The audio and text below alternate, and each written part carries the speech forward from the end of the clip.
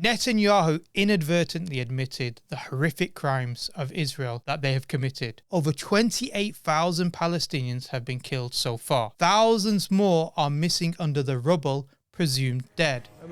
They found part of a body and they're trying to pull as much as they can. And this is not the first time we see this. We have been seeing this days after days, the same exact scene. People with their own bare hands.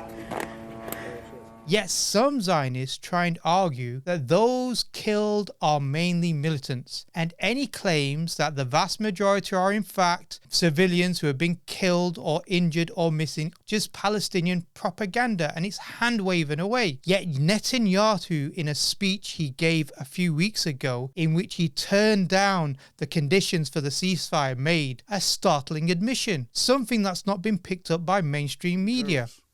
Yet in 4 months, the IDF has killed, wounded, or captured over 20,000 terrorists, more than half of Hamas's fighting. He claims that victory is close. Why have a ceasefire? Because they've killed or wounded 20,000 Hamas fighters. Killed or wounded, the total number being 20,000 Hamas fighters. Yet this admission demonstrates the utter destruction conducted by Netanyahu and his gang of murderous forces. That's because the total number of killed, wounded and missing under the rubble is approximately 100,000 Palestinians. Today, over 100,000 Gazans are either dead, injured, or missing and presumed dead.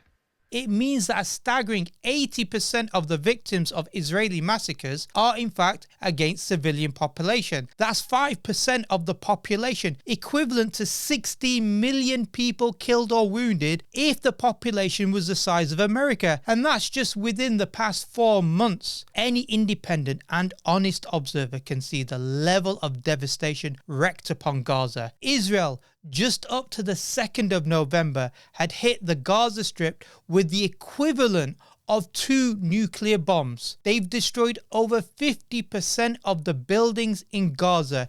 Recent analysis shows that about 50% of all buildings in Gaza have been damaged or destroyed. Countless vulnerable Palestinians are left without homes or shelter.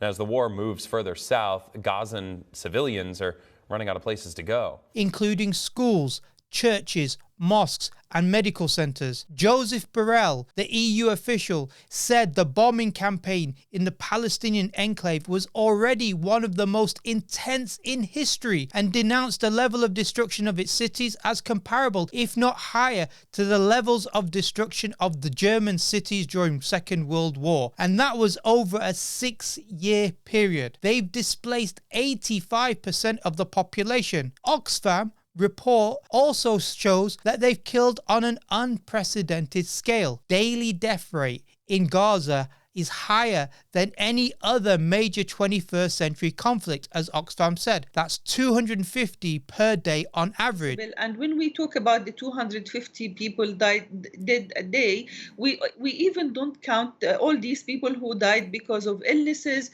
lack of access to basic medications for diseases like diabetes or blood pressure or others. With 2/3 of those killed are women and children. Israel has killed more kids in 3 weeks than were killed in the all global conflicts annually since 2019. One child's death is one too many, but these are grave violations of epic proportions, said the humanitarian group Save the Children. And this report was written on the 30th of October, a few weeks into the Israeli genocide, when the number of children killed was only 3,195. The number as of today is over 10,000, approaching 13,000. So Netanyahu claiming that there's some sort of victory with 20,000 dead and wounded Hamas fighters belies the real intent, which is to prolong the fighting, kill and cause as much destruction as they can in order to create an environment that forces the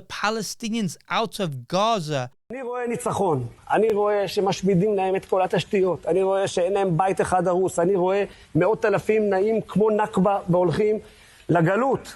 אני רואה, בעיניים שלי ראיתי. Thus, in effect, ethnically cleanse the region for Israeli permanent occupation of the region, as they did when they first founded the Israeli state.